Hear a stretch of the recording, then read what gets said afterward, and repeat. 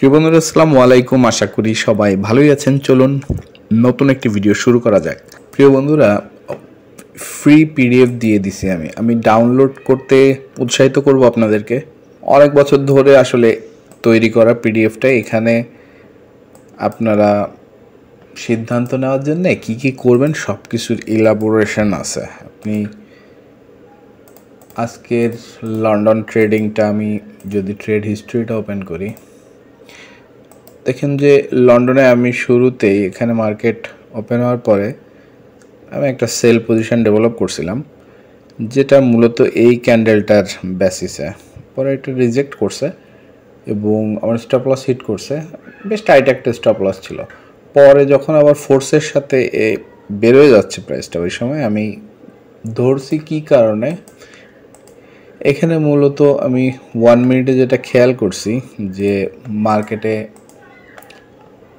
যখন পুশটা দিল, এখানে দেখেন যে বেশ স্ট্রংলি বেরোয় যাওয়ার টেন্ডেন্সি। প্রিভিয়াস যে সুইং হাইটা এটাকে খুব স্ট্রংলি এখান থেকে একটা রিজেকশন আসছিল, বাট পরে স্ট্রংলি আবার সেই রিজেকশনটাকে ওভাররুট করে দিছে, ফলে এনগালফিং হয়েছে।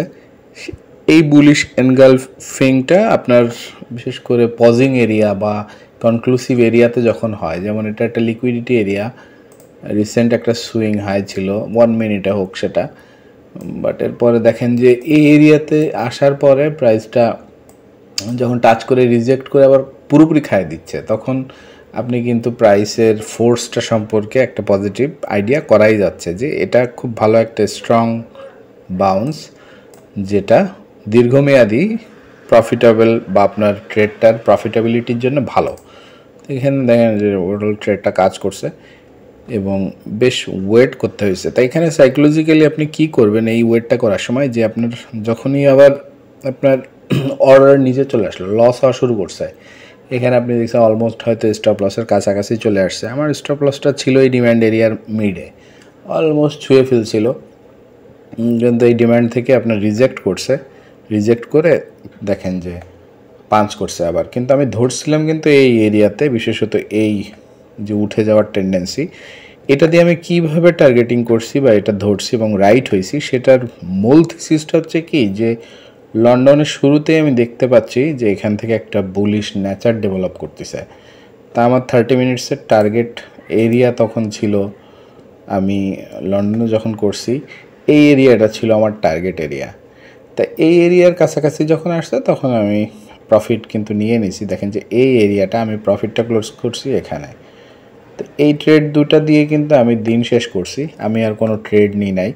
বর্তমান মার্কেটটায় আমরা যদি দেখি, নিউ ইয়র্ক ওপেন হয়ে গেছে এবং 9টার সময় নিউজ আছে। তো নিউজ আমি ট্রেড করি না, অ্যাভয়েড করি।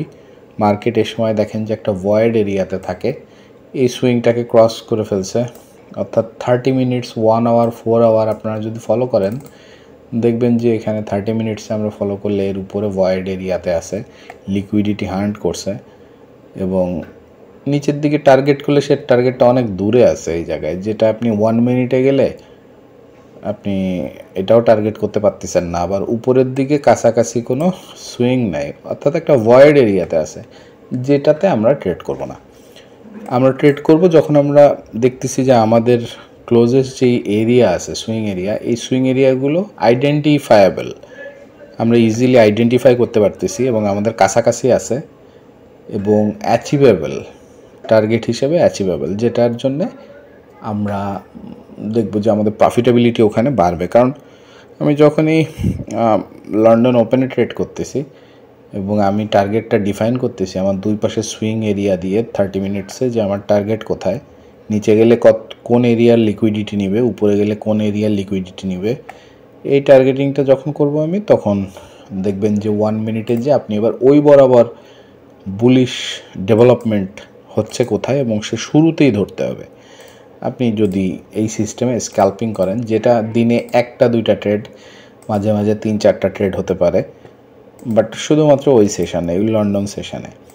তা লন্ডন সেশনে আপনি শুরুতেই করার পরে 3:30-4টার দিকে আপনি আর মার্কেটে যাবেন না, ওই সময় মার্কেটটা ঝিমায় পড়ে অথবা একটা পুল ব্যাকে আসে, যেটার নেচারটা হিসেবে আমি দেখলে মার্কেটের ওই সময় কি হয় যে কিছুটা কারেক্টিভ মুভ হয়।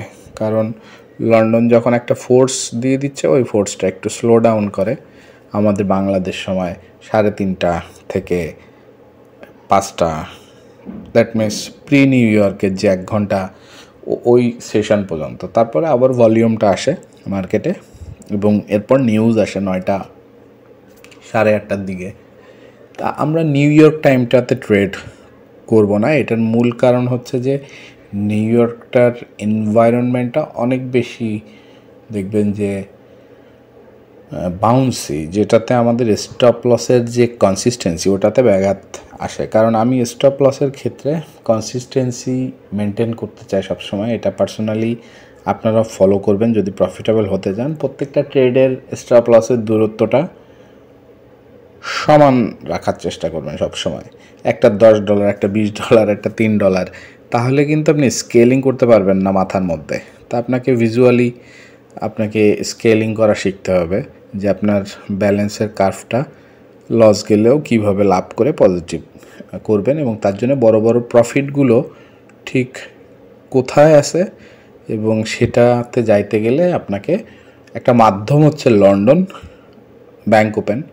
যেই সময় মার্কেটটাতে নিউজটা লন্ডনের নিউজ খুব কম, দ্যাট মিন্স আমরা গোল্ডে আছি, গোল্ডের ক্ষেত্রে লন্ডনের নিউজ ইম্প্যাক্ট করে না, গোল্ডের ক্ষেত্রে ইম্প্যাক্ট করে ইউএসডি নিউজটা। তার মানে আপনি গোল্ড পেয়ারটা যখন ফলো করতেছেন তখন আপনি লন্ডনের সময় আপনি ব্যাংক ওপেনের যে একটা প্রেশার ওটা পাবেন, এবং ওই প্রেশারটা কিন্তু কেমন একমুখী একটা আচরণ ডেভেলপ করে কিছুটা সময় নিয়ে হলেও, বা শুরু থেকে, যেমন এখানে দেখেন শুরু থেকেই একটা করেই ওই আচরণটাতে ও চলে গেছে যে উপরের দিকে যাবে।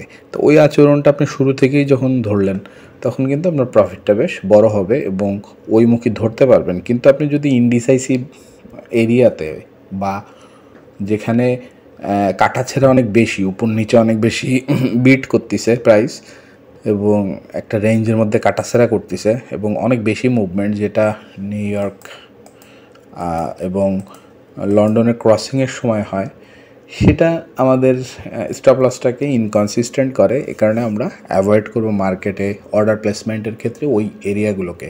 তো বন্ধুরা, আপনারা যারা কমপ্লিট ইবুকটা চান আমি লিঙ্কটা দিয়ে দিচ্ছি। আপনারা মূলত আমি যেটা এনকারেজ করি যে আপনার অ্যাকাউন্ট খুলুন যারা বেস্ট ব্রোকার খুঁজতেছেন তারা, যে বাংলাদেশের পার্সপেক্টিভে বেস্ট একটা ব্রোকার হচ্ছে HFM। আপনি এখানে 2010 সাল থেকে আছে, স্প্রেডটা কম আছে, পুরো অ্যাকাউন্ট নিলে 0.6 পিপস মিনিমাম একটা স্প্রেড, যেটা খুবই কম। আপনার প্রো অ্যাকাউন্ট নেবেন, 0 স্প্রেড নিতে পারেন, কমিশনটা ইন্ডাস্ট্রির মধ্যে কম্পিটিটিভ একটা কমিশন।